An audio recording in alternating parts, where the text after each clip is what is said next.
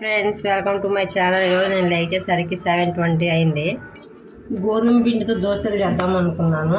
ఒక 2 కప్స్ గోధుమ పిండి వేసుకున్నా. దీంట్లో వాటర్ యాడ్ చేసుకున్నాను. దీన్ని మిక్స్ చేసుకుంటున్నాను. మామూలుగా అయితే 5:30కే లేస్తా. ఈరోజు లేట్ అయింది. నైట్ సినిమాకి వెళ్ళి వచ్చేసరికి రత్నం మూవీకి వెళ్ళాము. 100 రూపీస్ బొక్క. ఏం బాగాలేదు సినిమా.